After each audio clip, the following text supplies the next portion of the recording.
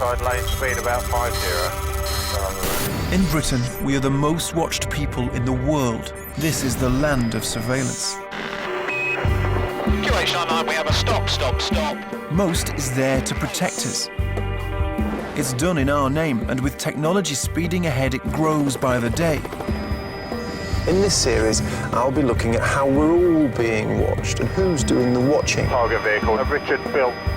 I'll be travelling through some of the UK's surveillance hotspots. All units, please just be aware you're being recorded. As a BBC reporter, I've seen up close how surveillance is growing all around us.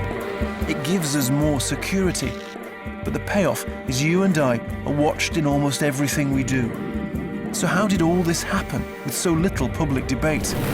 How much do you know about who's watching you?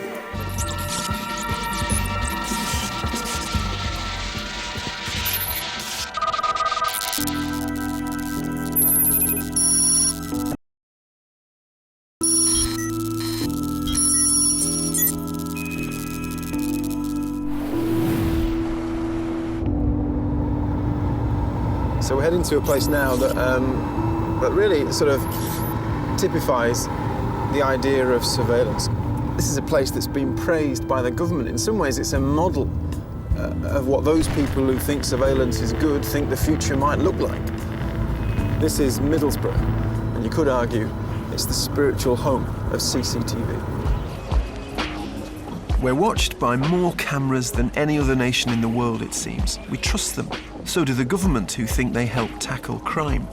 And here in Middlesbrough, they agree. They say CCTV has cut street offences by 1/3. And they claim, wait for this, a near 100% success rate in tackling those idiots who litter.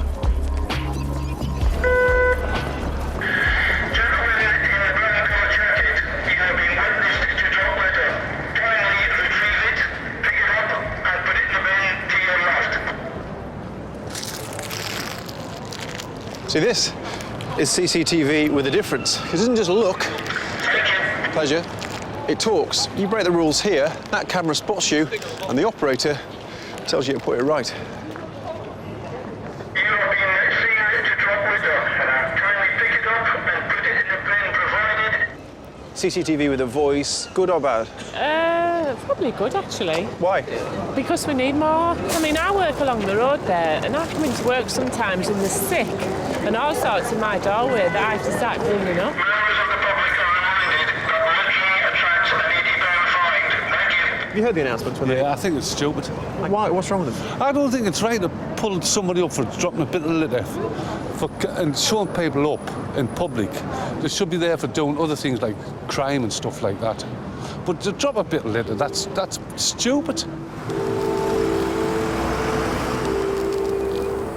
Middlesbrough's like most places. Antisocial behaviour is a problem. The town has put its faith and a lot of its cash into a network of 200 cameras.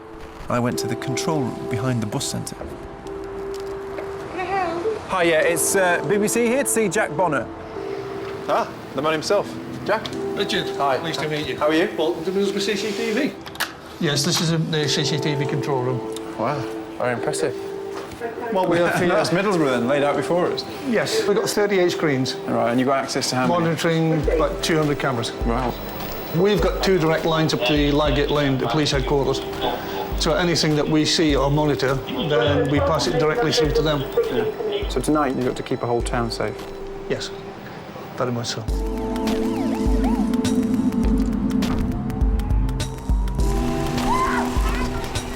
So what difference does it make?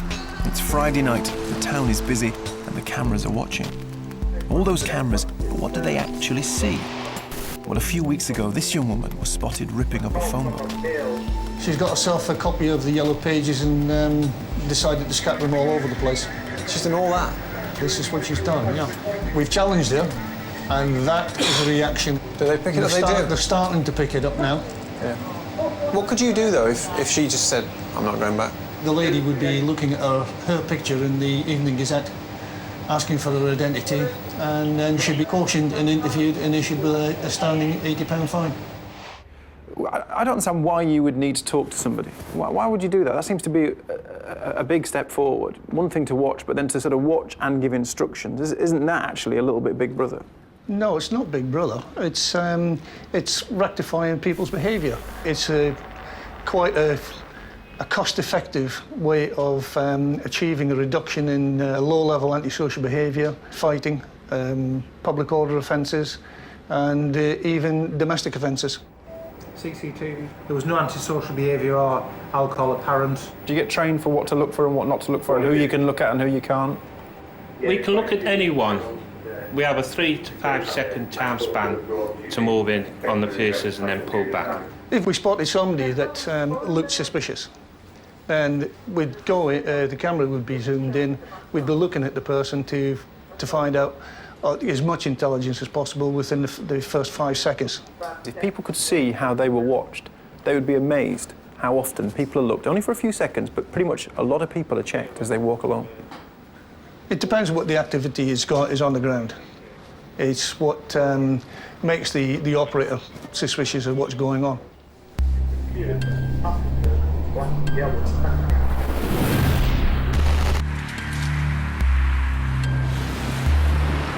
So if they are the watchers, what about the watched?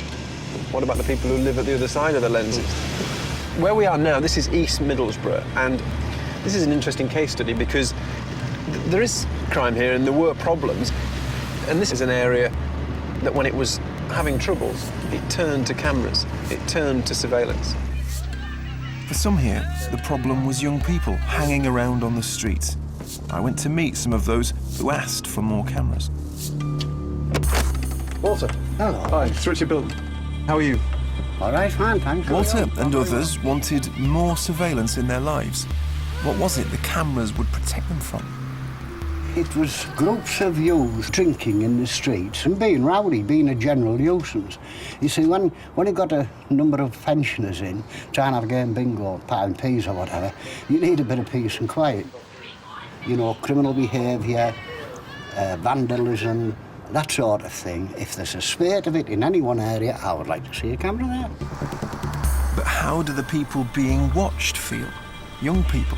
Hello. Who've grown up in front of the CCTV lens. Hey. Can I have a chat with you?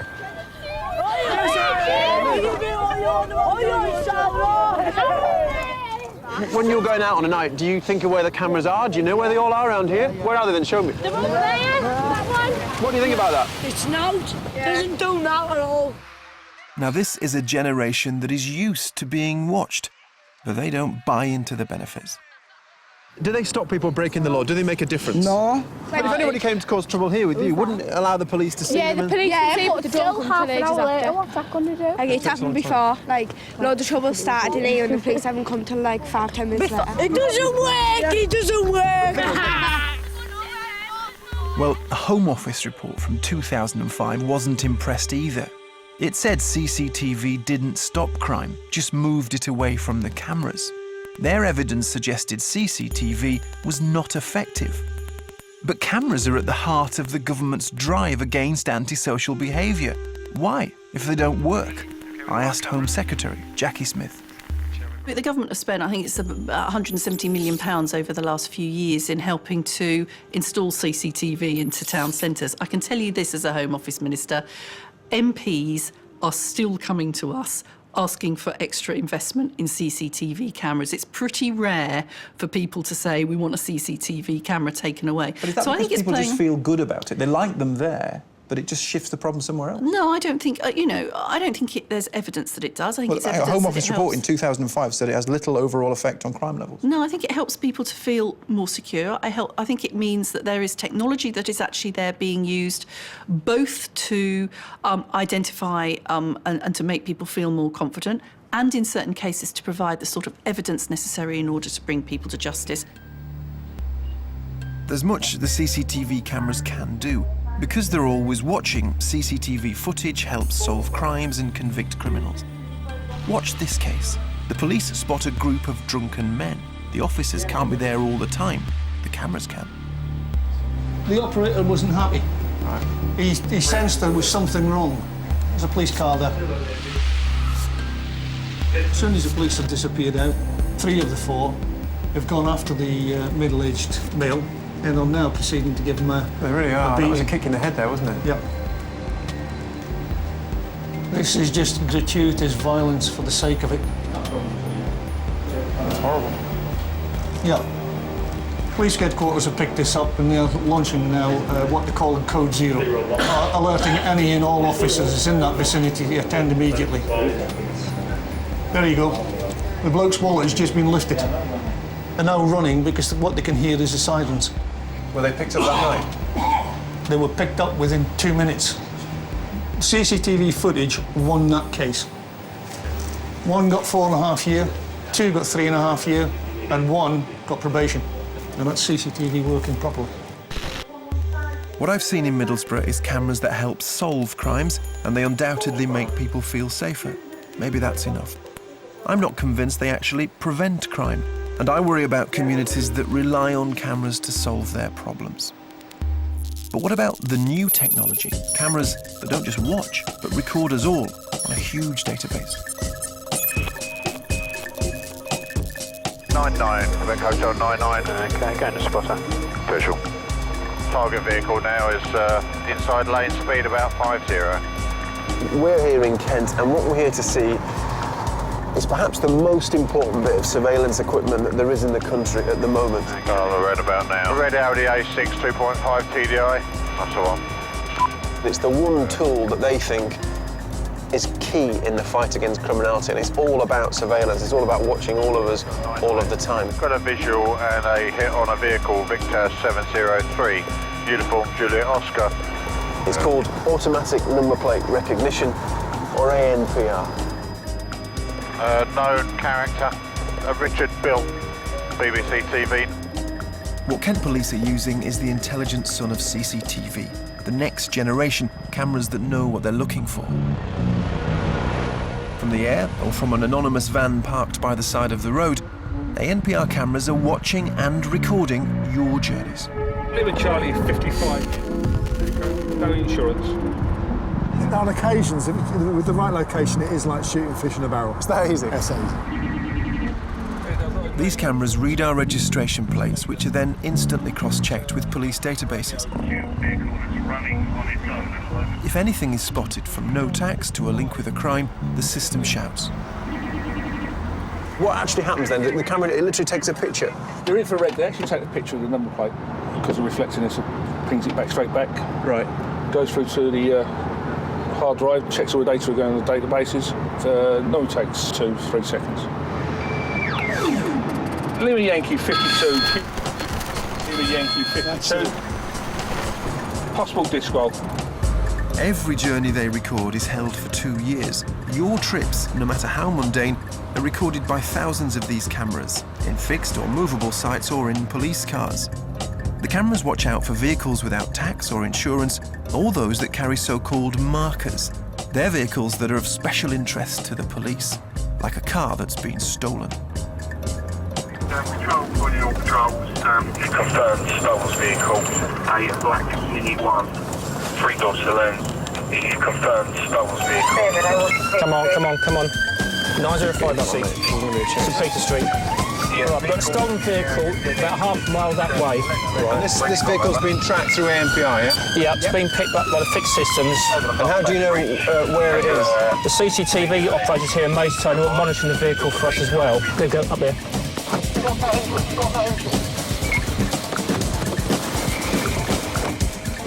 Open the door! What's wrong there? Right, out of the vehicle. Out the vehicle! You're nicked, you're in custody, all right? We believe the vehicle's stolen. All right, then. Later investigation showed the car was stolen, but that these two men had rented it without knowing. But surveillance did its job and got the car. First ANPR, then CCTV, guiding the police in the pursuit. Meanwhile, the ANPR van's been busy. A few miles down the motorway, an enormous police checkpoint for those vehicles spotted by the cameras. The whole one side of the road is given over to searches and to interviews. Let's see what's going on here. Now, the marker on this car was a link to firearms offences, but a link in the vaguest sense. It just had a marker placed on it.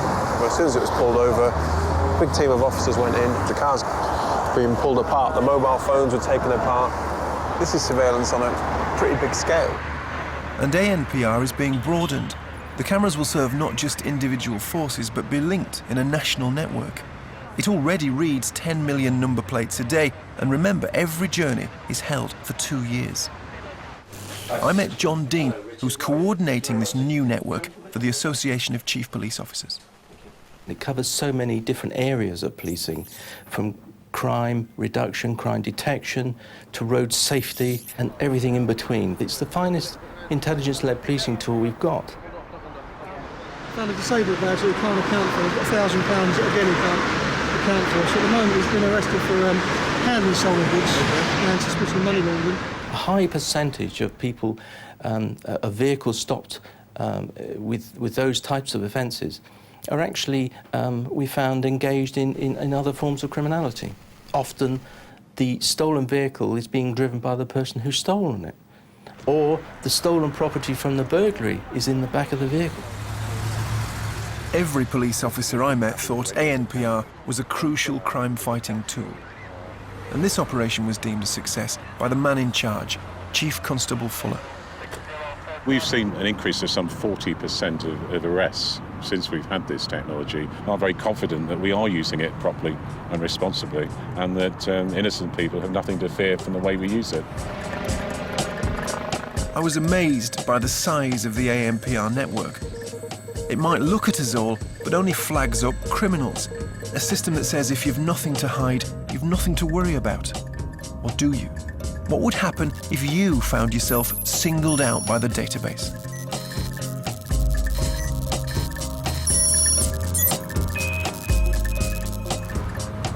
So it's obviously a good system. The ANPR is efficient. The scale of it is already enormous and growing all the time. But I suppose as it grows, more and more questions come with it. You know, who decides who gets watched? Well, we have come down here to Brighton to meet a couple who say that actually when you're on the other side of that system, when the decision has been made that you should be watched, then it really is a bit frightening, particularly if you think you've done nothing wrong.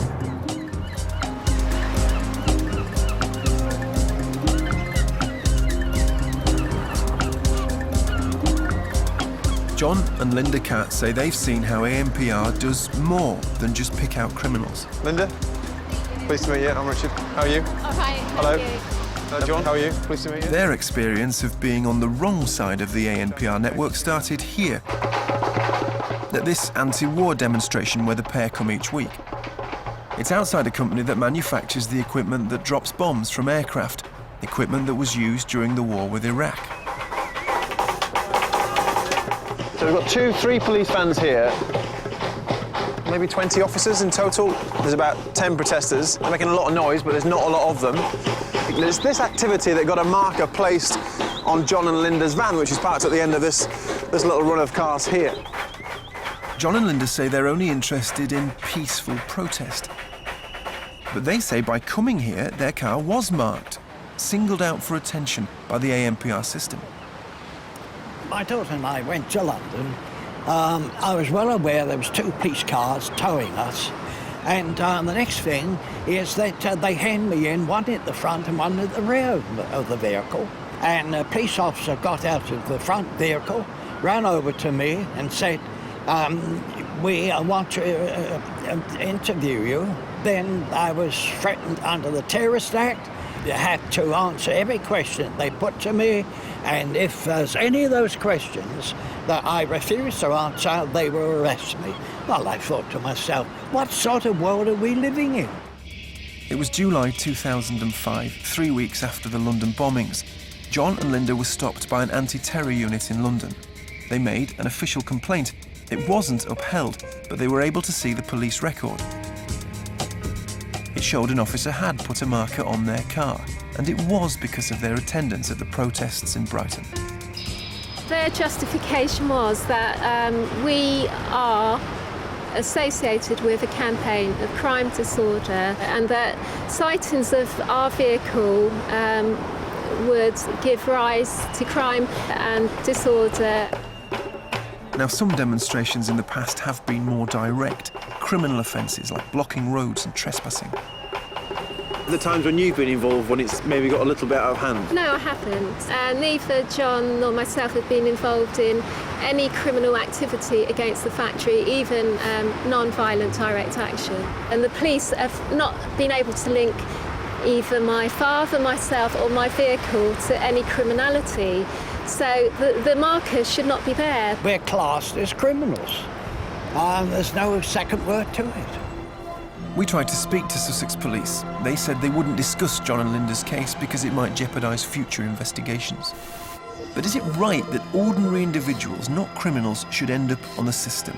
Or is this an example of function creep, when powers get stretched and end up being used in areas they were never designed for? I asked John Dean, the National Coordinator for ANPR, about John and Linda's case, and to explain the police guidelines for marking vehicles. Well, it's for crime reduction purposes. It's to identify vehicles which are associated with criminals, not instances such as that you've just suggested. What some people might say is it's function creep. You've been given a power which is very, very useful. It's extended. This officer thinks we'll put a marker on that car. It's not going to do us any harm, and it might do us some good in the end. But by doing that, you gradually erode people's rights. Yeah. And we're alive to the fact that we need to be very, very careful about what information is put on a hot list, the police national computer. Does that sound to you like an abuse of ANPR? I would say yes. I would say yes.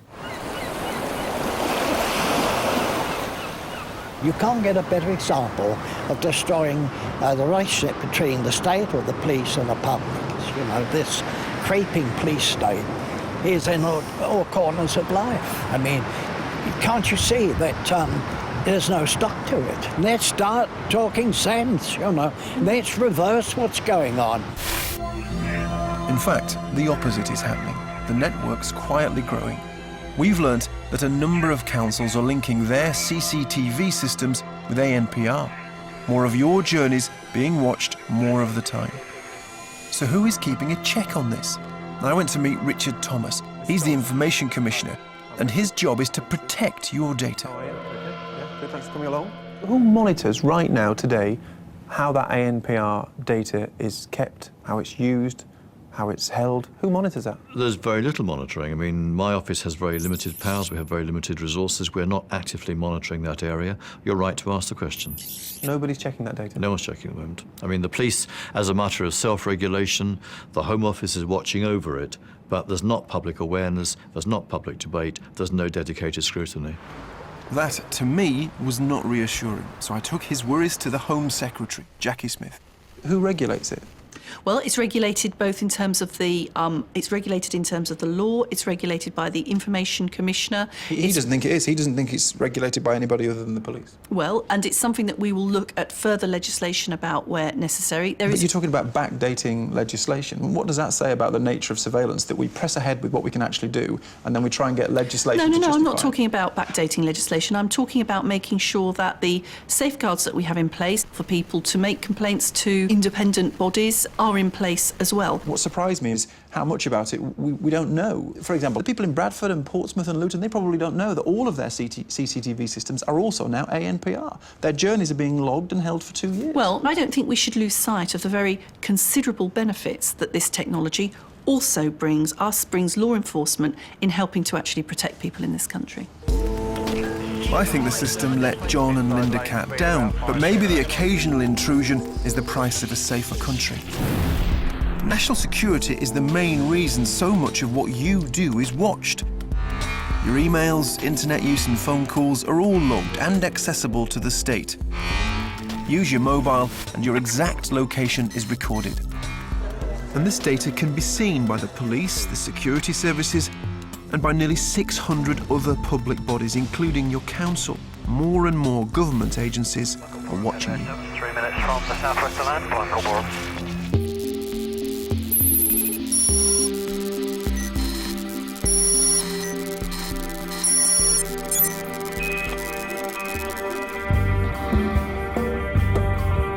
So, we're in North London, bright and early, and we're here because we're about to go on a really quite serious surveillance operation. It's about weapons. So it needs quite a special sort of undercover operative.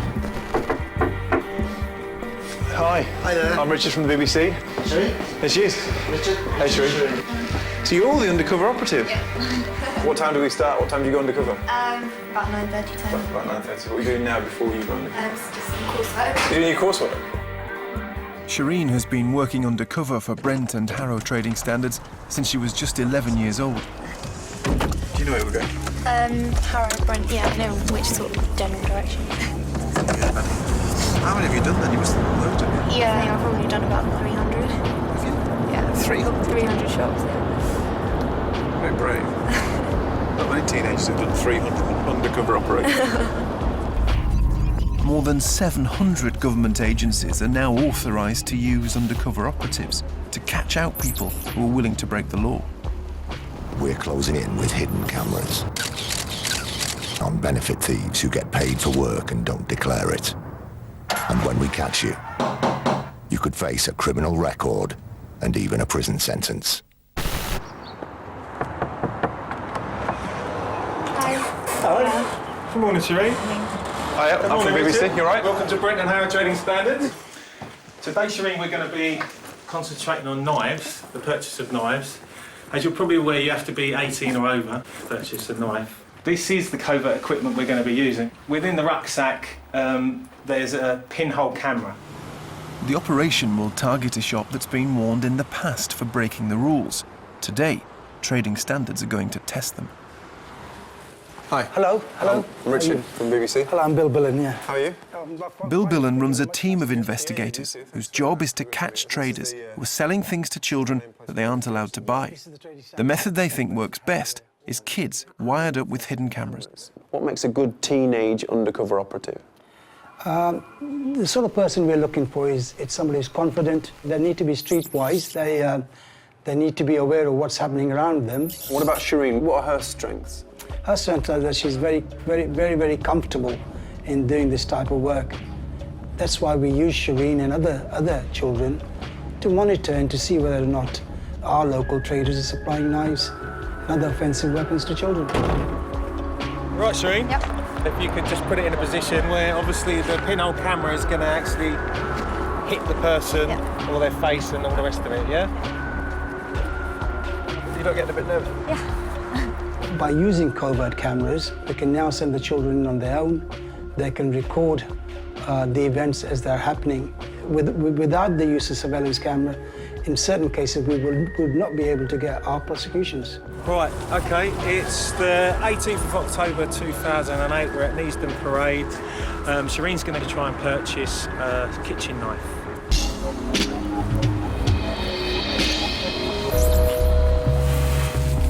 Hi. Can I have the carving knife, please? This one, no? Yeah. Red knife. Yeah. 18.1 penny. Oops. And there she is. She's out. Come on, let's have a word with her. So let's have a look at what you managed to get then. That is a bread knife. Very sharply pointed, as you can see. No sort of caution on her age or anything. No questions asked.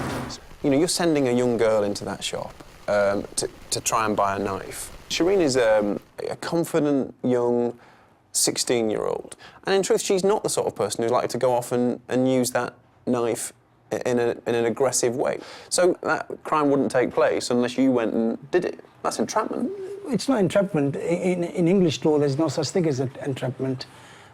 All we're doing is trying to show to the satisfaction of the court that there are people out there who are breaking the law.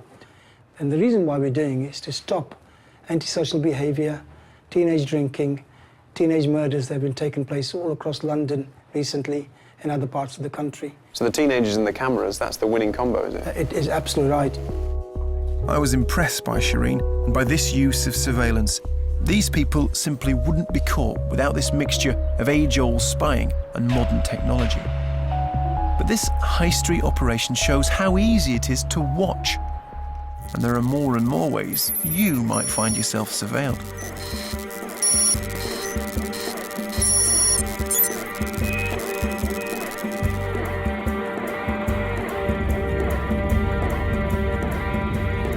So it's nice and early, and we're in Poole in Dorset. We're about to go and meet a family and join them on the school run. But it's a family for whom the school run has ended up being a kind of tour de force around this whole new world of surveillance. I live down here somewhere. Yeah, that's their house there. The Paytons are a normal family living in a normal street. But this family was the subject of intense undercover surveillance. Hello. Morning. How are you? I'm good, I'm good. Pleased to meet you. I'm Richard. Hi, Richard, come on in. Thank you. Hello, Jenny. Pleased to meet you. I'm Richard. How are you doing? Hello. And this is Nina. Hello, Nina. How are you? Hello. This is Thea. Hello, Thea. I'm Richard. Pleased to meet you. This is Esme. Meet him, girl. Hello, Esme. Are you all right? Jenny Payton's family was spied upon for 3 weeks by a council worker turned undercover agent. They were followed on the school run in the mornings, at home time in the afternoons. He even sat outside their home on evenings, just to make sure they were telling the truth about where they were really living. Right, so I'm going to drop you down there. And what prompted this intrusion into their lives? It was all about where little Nina might go to school. Shall I pull in? Bye-bye. See you later. Do I get a kiss? Bye, Thea. Cross that road properly, please. The family used to live in this terraced house inside the catchment area. If they'd stayed here, Nina could have gone to the same primary school as her sister. But Lilliput Primary is a popular school. Once you move away, you'll struggle to get in. Right, let's go. Here we are. I shall leave you here. OK, thank you. Have a good day at school, girls. Bye-bye. Bye. See you later. Once the family moved here, outside the catchment area, Nina's chances were grim. Already having a big sister at Lilliput probably wouldn't have been enough. Jenny was looking at having 3 kids in 3 different schools. So they came up with a plan. Although their new house was a mile outside the catchment, they still owned the first house inside the catchment. What's wrong with registering Nina there to try and get her in? So they timed some renovation work and moved back to their old house to coincide with the school application. Coffee? Yes, Tea? please. That would be lovely. No, coffee would be great. Fancy. Coffee, thank you. You know, we played the game, as it were. We read the rules and the regulations and the guidelines, and we knew what was required, and we complied with those. It wasn't that we didn't expect our application to be scrutinised. We absolutely expected the council to do their job by, scrutinising the application. We have to take in, various bits of information within 24 hours. They were a driving licence, car vehicle registration document and insurance document. So they weren't anything to do with the property? The thing is, someone told the council that Jenny Payton and her family were breaking the rules. The regulation of investigatory powers, or RIPA laws, were wheeled out. Surveillance of the sort used to stop terrorism was used to see if the Paytons were telling the truth about where they live. And in all that time, and through all that watching, no one from the council bothered to turn up on their doorstep and ask the Paytons what was going on. So we're inside the Civic Centre, and just down here is the office of Tim Martin. He's the legal director for the council, and he's the person who approved the surveillance. Nice to meet you, Tim Martin. Right, would you like to come through? Thank you, yeah, great. We were looking at a case that was potentially fraudulent, and therefore it wouldn't necessarily be that fruitful just to call the people in. Because if you think that possibly people aren't telling the truth, then are they going to tell the truth when they're called into the office? It was only when the surveillance had finished that the council decided to call the family in for a chat. They said to us, well, come and talk to us. You need to come in and talk to us. It's just a chat, basically. In fact, it turns into basically a 40-minute interrogation. At the end of that, they then said, well, actually, you've been under surveillance for 3 weeks. And I was steaming. You just cannot believe that what they're saying is true until we look through the surveillance notes.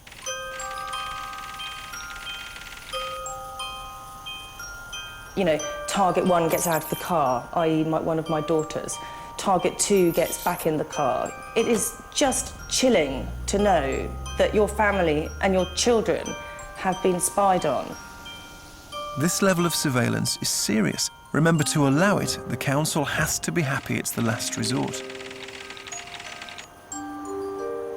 Spying can only be authorised if it's needed, and it's the only way to gather the information. Now, fraud is the only potential crime here, but the barristers we spoke to say a successful conviction would be pretty unlikely. So are councils exploiting legislation drafted for serious crime? RIPA is meant to be the last resort, isn't it?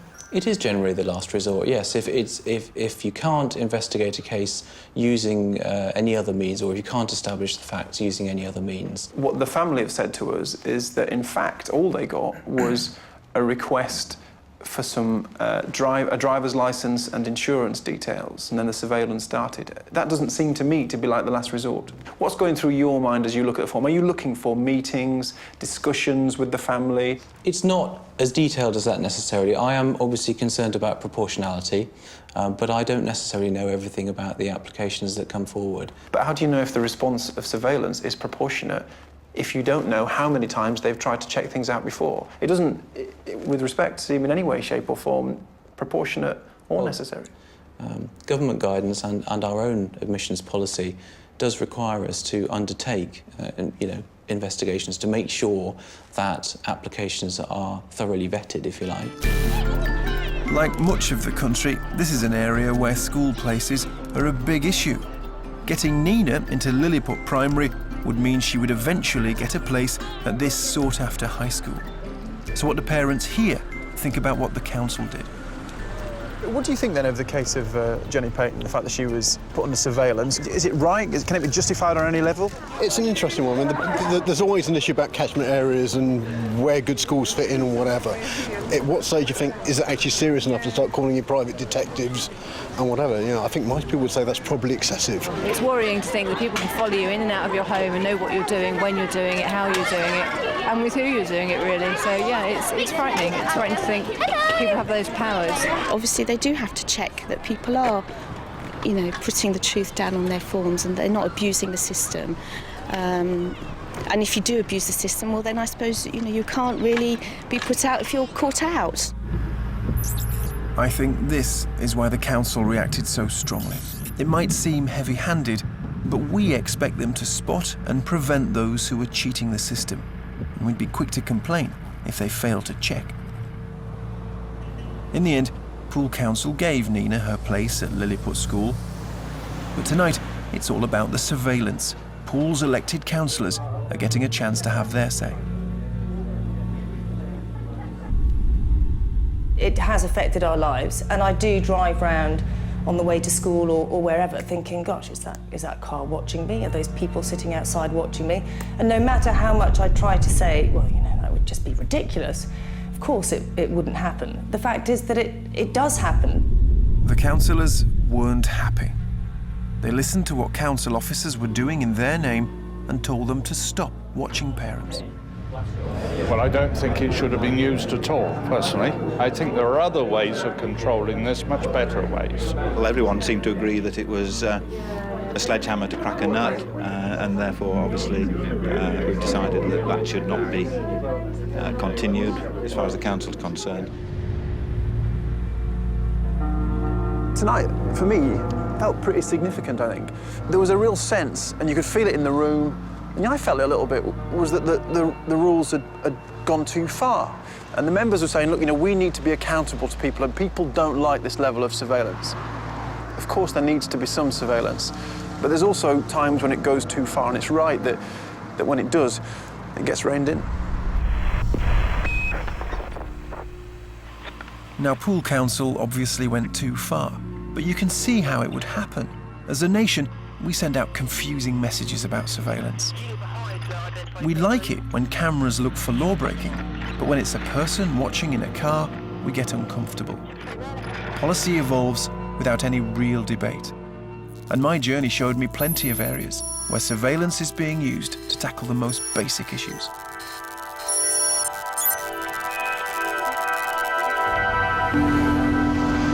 We are on our way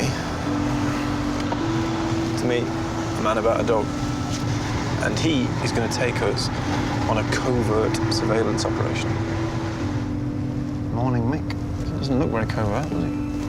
Mick's an environmental officer for Wyre Borough Council, and he's the man behind Operation Scooby-Doo. I'm Richard, yep. Yeah, pleased to meet you. Research shows clearing up dog mess is one of the key things voters want their councils to do. Scooby-Doo involves an undercover team who go out and simply watch dog walkers, looking for those who poop but don't scoop. Step forward, Rocky, a four-legged spy called in to sniff out the problem. Now, I'm not big on dogs, but today me and Rocky are a team. Rocky, Rocky, Rocky. Come on, man.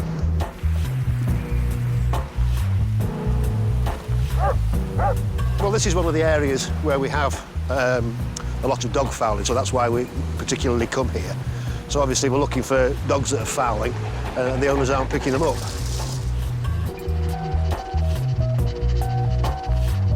Would you be looking at these people coming down here now with the... Well, I mean, you do have to be quite close to actually sort of see the dog, be able to point out the foul to the offender and say, look, that's what your dog's just done. Yeah. You've not picked it up. Come, Rocky, Rocky, Rocky. Come on, man. The only thing is, as you'll see with Rocky, if he sees another dog, he does want to go and investigate. Yeah, he does. Come here, Rocky. He's very, very friendly. Rocky, Rocky, Rocky. You might find that whole business of chasing dogs up and down the beach, you know, kind of amusing, but it's not amusing for the man we're about to go and meet. Robin Shipman, who has an unusual life. He lives with a pack of dogs. He objects to the way Wyre Borough Council are carrying out their surveillance.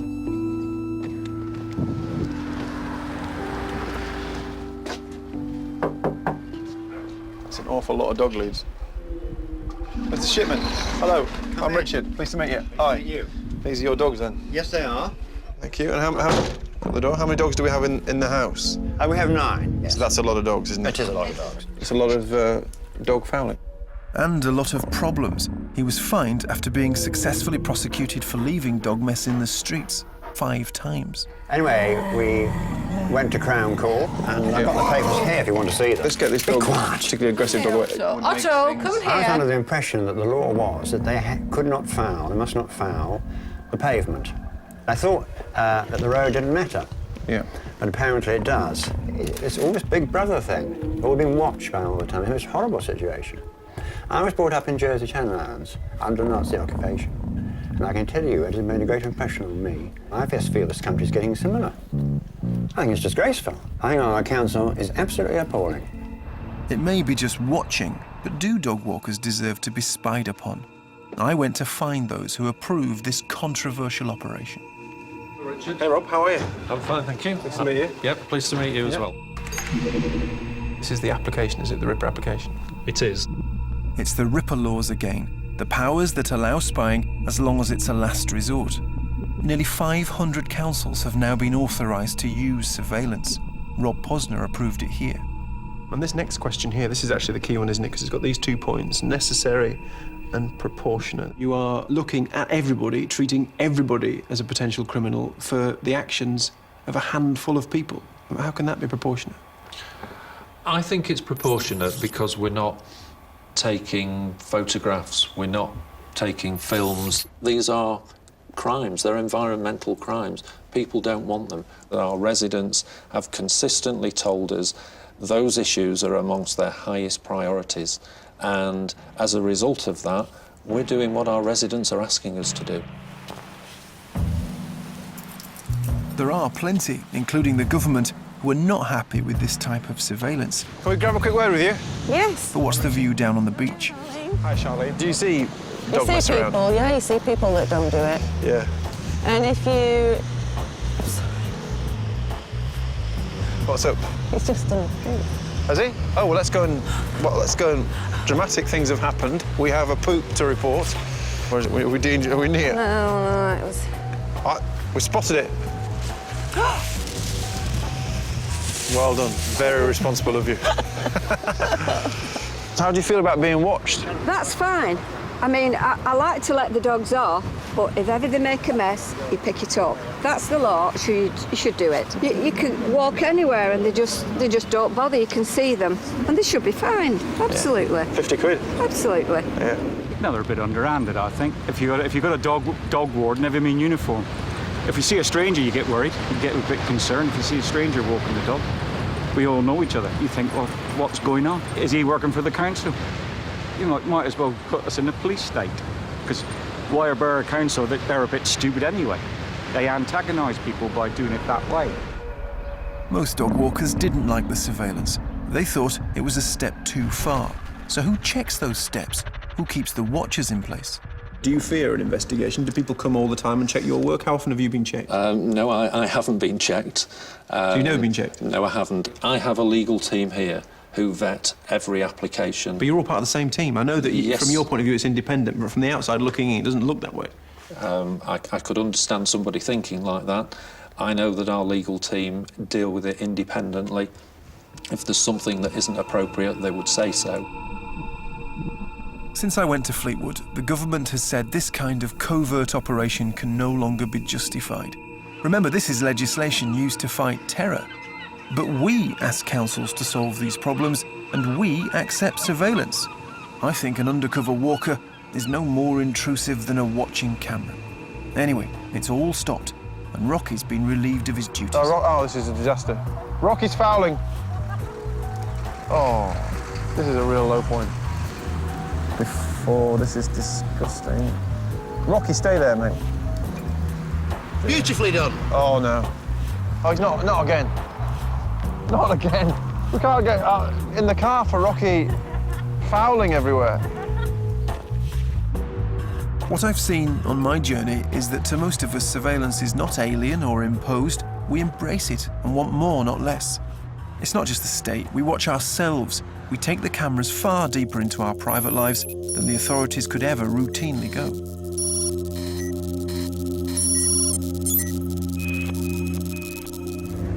We've already seen how cameras catch criminals by constantly watching. What better use of that unblinking attention than making sure your children are safe?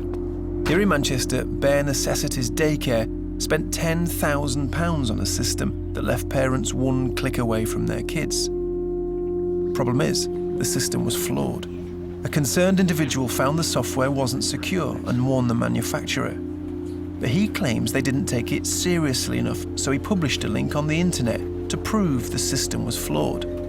But publishing that link meant cameras designed for private use were now available to anyone. The code's widely accessible. Clicking a link will take you straight to it. And you've got access whenever you want. And that's live, is it? Yeah. You can see there's a room with cots there. Wow. So that's the baby's room. So there's a little girl here playing in the central area. Now she's getting up and moving away. Now she's back again, and we can just see that. Mm. And anybody could look at this. Yeah. And have they got any idea we can see this? No, I've seen none. That's really shocking. I think they need to be told. Because it was a children's nursery, we felt the managers should know. As soon as I'd seen the images, I got in a cab and went to the nursery. Breaking so many rules, it's breaking trust. It's also basically breaking data protection. We shouldn't be able to see those things. You know, they're supposed to be there to make people feel good and safe. And in fact, it's opening up their children to be viewed by anybody. The system the nursery use is made by Look-See. Their CCTV equipment is widely used.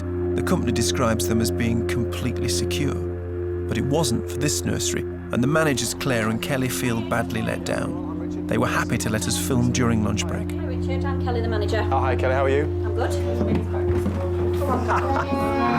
They're very, very cute, aren't they? Come on, Stan. Camera up there. Some more. And there's also one here as well. There's one over there. To get both angles. Right. All set for the sleep. Yeah. And this is one of the images we saw actually on the camera, wasn't it? Mm-hmm. That when they all go down, that camera was filming them when we saw that.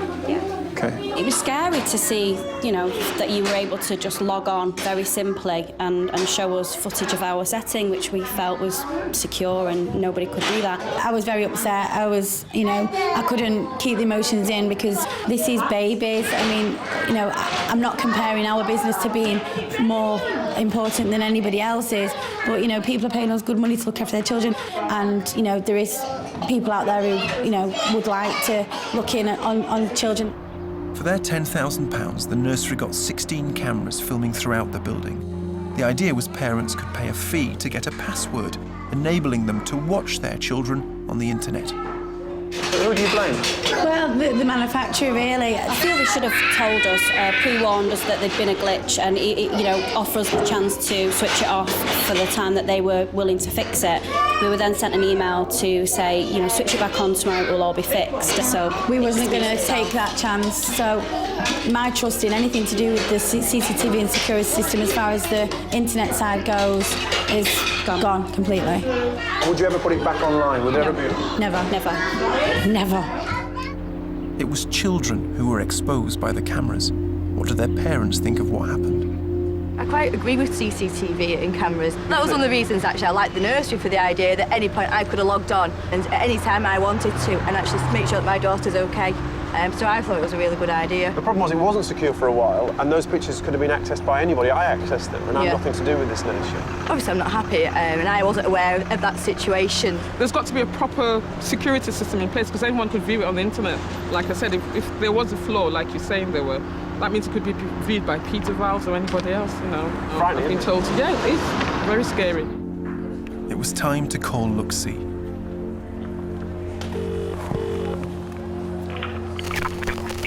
Hi, I'm calling from the BBC, and I'd like to speak to somebody about a technical fault on one of your systems.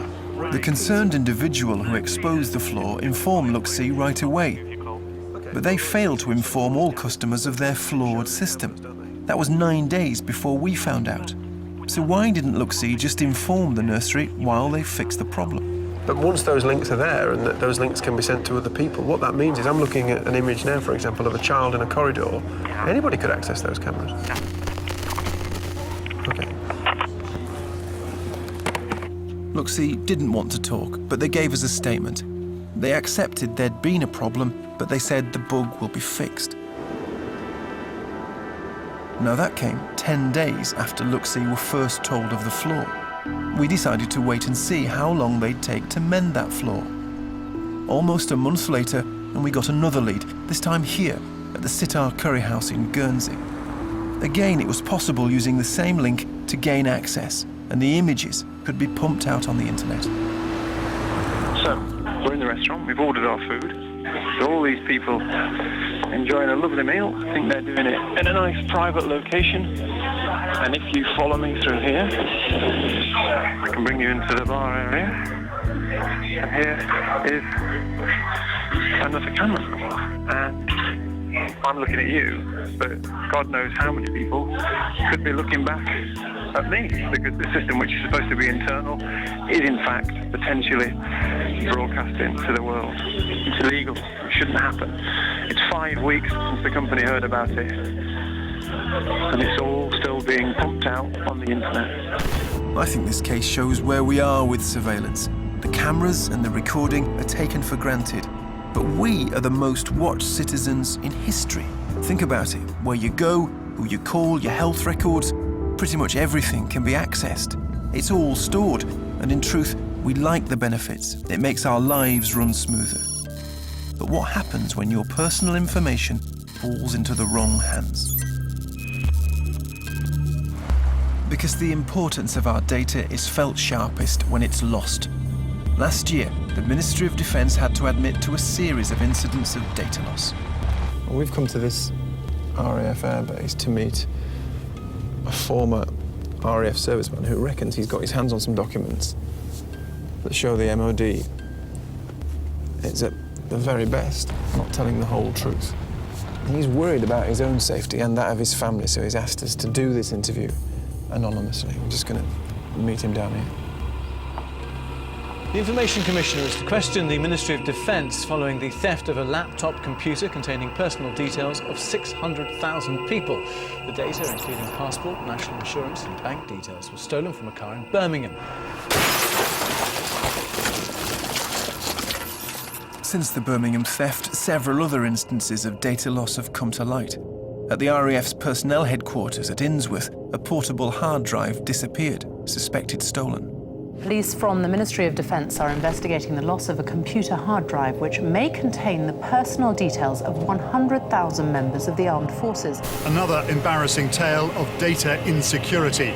not the first time the Ministry of Defence has found itself. The government has said that the loss of sensitive official documents is completely inexcusable, and it's taking steps to ensure that there are no further breaches of security. This is where we said we'd be meeting. Yeah, that's it. Hi, thanks for agreeing to meet us. You worked here then? Occasionally. I also worked in a headquarters job as well. He worked in RAF Digital Communications. He regularly handled top-secret and highly sensitive information about classified intelligence involving aircraft and ship manoeuvres in Iraq. His personal data has been lost 3 times. He's retired now, but worries about those still serving, those still handling that sensitive data. So what did you think when you heard that something had gone missing from Innsworth? I thought, oh God, not again. We're talking about personal data here for members of the armed forces, which should really be the crown jewels in terms of safeguarding information. These discs were protected. Guards, secure buildings, barbed wire fencing. But all that couldn't protect the data from being lost or stolen. What was on those discs? From what I understand, there were annual confidential reports for all personnel and financial details relating to reservists that were mobilised for the Iraq War and Afghanistan operations. I believe there was some vetting information as well. This is getting serious. Vetting takes place before you get access to the most sensitive information. It's a grueling and revealing procedure. Every aspect of your private life is explored. And the information is kept secure because it could be used against you. They'd ask you questions such as, is there anything unusual about your sex life? Had you had affairs, used prostitutes, that sort of thing. If the wrong information got into the wrong hands, then it could leave people wide open. He says the Ministry of Defence did not tell the whole story. He made a Freedom of Information request, which seems to show the seriousness was being downplayed.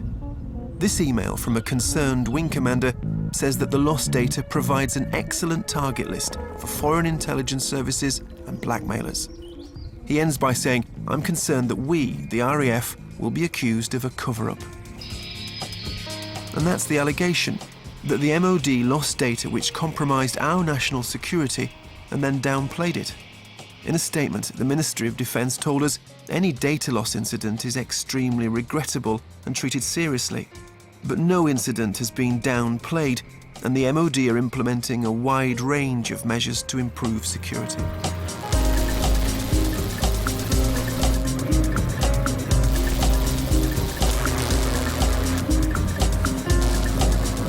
Look at that, an unmanned drone. It's like something out of Star Wars. And they are being used by police forces in the UK right now. In fact, despite things like that, I've seen no evidence of Big Brother. Cheaper, ever more capable technology like that drone, that is what's driving change. And I think the march of surveillance is pretty much unstoppable. And if that's the case, I think we need more protection, better regulations, stronger safeguards. I don't think most of us realise how much we're watched. Target vehicle now is inside lane speed about 50. We put up with more and more surveillance because we trust it. But I think our basic rights should come down to more than just trust. You should know who's watching you.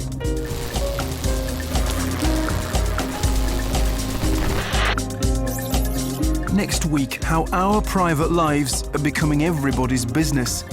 Feels like we're in Big Brother without being paid, to be honest. And we see how money is made from watching you.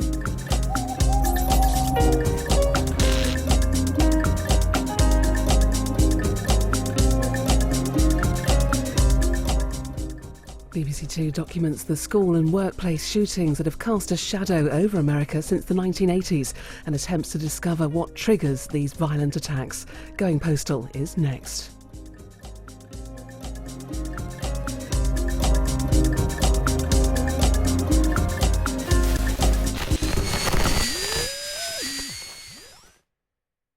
There are 2 new dragons in the den.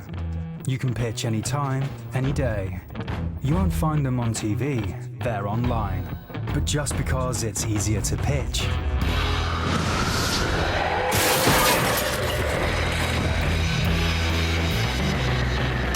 doesn't mean they're any easier to please.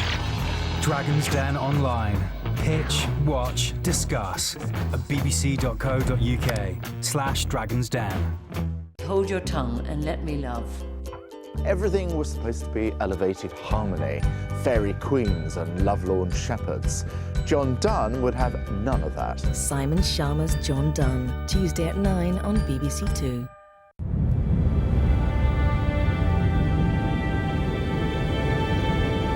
BBC Two's look at violence concludes now with Going Postal. There's some strong language and very upsetting scenes of